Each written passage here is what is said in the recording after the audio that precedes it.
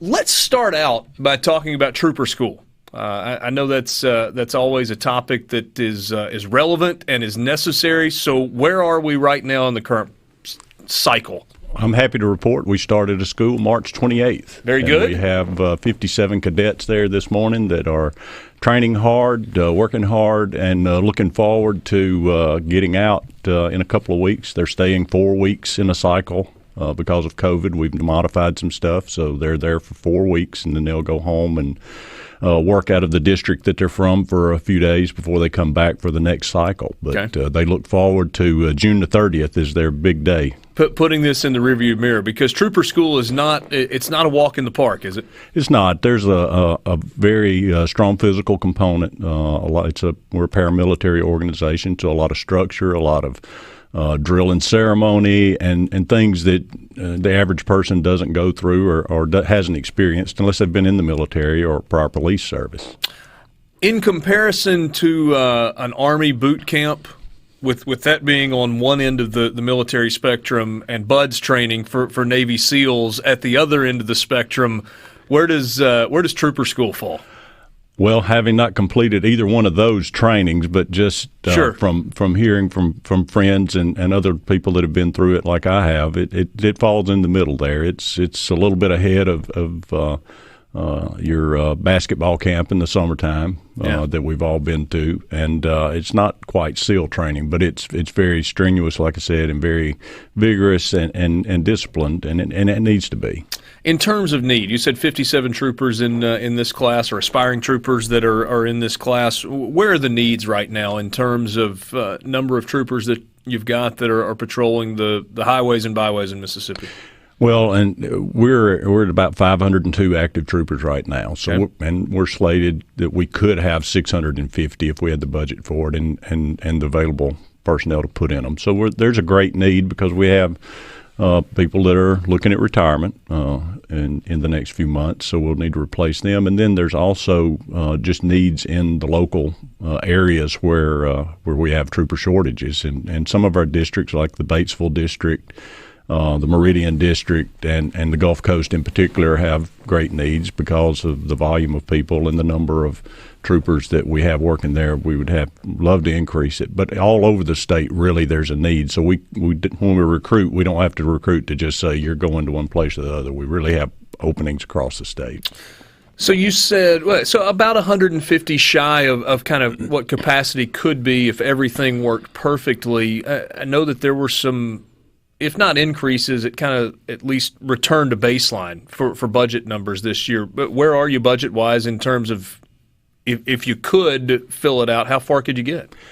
Well, we could obviously get 550 because we've got 500. And with what's slotted right now? What's in there now. Plus some guys falling off the books. And then they fall off, but I think we could come back and replace them. And our hope is to have another school next year. Okay. Working with Commissioner Tyndall, one of the big things that we recognize and realize is every year we're going to have retirements. We'll average 28 to 30 a year.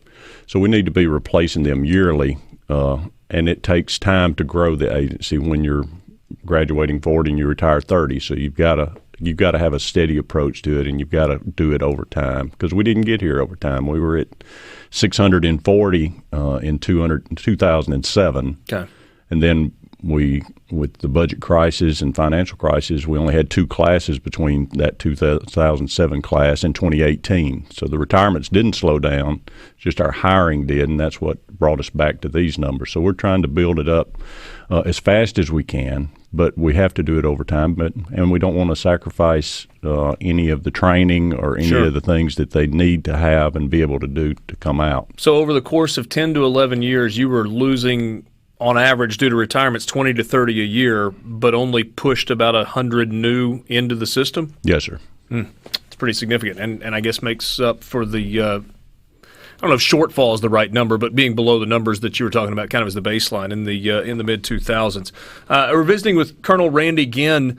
What's been the reception? I mean, is there – if you say we're putting a trooper school opportunity out there, you're bringing in a new class – is there a pretty strong reception in terms of candidates, a candidate pool, people that are looking to join the Highway Patrol? There's I would say, a good reception. We've seen a fall off in recent years, though. In previous times, if we'd announced we were going to have a patrol school, we'd have 1,000 applications, and we wouldn't for 50 slots. For 50 slots, and we wouldn't actually go out and do much recruiting at all. We'd word of mouth. You run it in the paper and have it on the news, and you'd get them. What we've seen the last few years is a fall off of that, where this year we had just shy of 500 applications for this class. Okay. And part of that was COVID related, having trouble getting the word out and not being able to go recruit like we want to. And others is just there are more opportunities for a lot of people. Some people are just shy about going into a law enforcement career right now with some of the things they read and see in other states. But I don't think we have that here in Mississippi. Law enforcement generally has great support.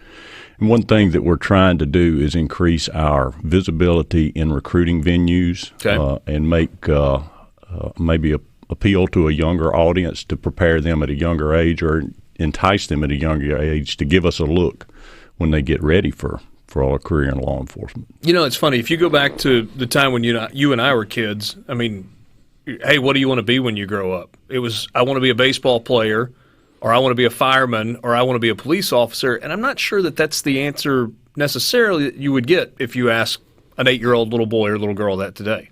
I think you're right, and I think one thing we're trying to do is maybe change that a little bit through our public affairs officers, and we've just entered into a program that we're starting with Etowah Community College called CORE, C-O-R-E, trying to plant a seed from the core of the Highway Patrol with some younger applicants or young people to say, hey, you know, the Highway Patrol is not just the guy riding in the car that shows up at the wreck or the guy that pulls you over and has a ticket. Yeah. But to expose them to... What else is it? Well, it's the Criminal Investigation Bureau, or Mississippi Bureau of Investigation is an avenue. Okay. There's a SWAT team. There's a SOG team. We have divers. We have a motorcycle unit. We have an honor guard. We have a motor carrier unit. There's so many different things. You can fly a helicopter eventually if you come to work for us and you get your pilot's license and meet the qualifications. So there's so many different things that they can do other than just be in that car all day. We haven't had to give that information out or make that information available, but now we see that through CORE, we'll be exposing those students at ICC to all of those avenues that they have to show them that, you know, the Highway Patrol is the largest law enforcement agency in the state of Mississippi, but it also has the largest amount of opportunities for a young person through a 25-year career to be exposed to and to be a part of.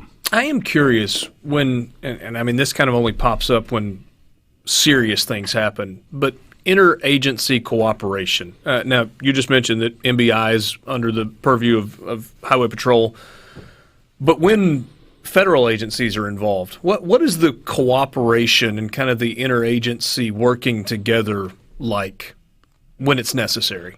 Well, in the last few years, I can say without a doubt that it has grown closer and grown better. I just had a conference call with MBN just before we came here, and some members of the DEA on some stuff. Yeah. You know, we have troopers assigned to task force and all those federal agencies, and then we sense the need for us all to join together when there's something going on and to share information and to work together for the common good. Because at the end of the day, if the public's not safe and the public's not protected, and we haven't done the best we can to give them a safe environment to live in, then we've fallen short, and none of us want to do that. So we're committed to being good partners with all of our state, federal, and our police departments and sheriff's departments too are great partners of ours in what we're trying to do to promote safety and to keep Mississippi safe like the citizens deserve to be. Yeah. You got time to hang with me for a couple more minutes? I do.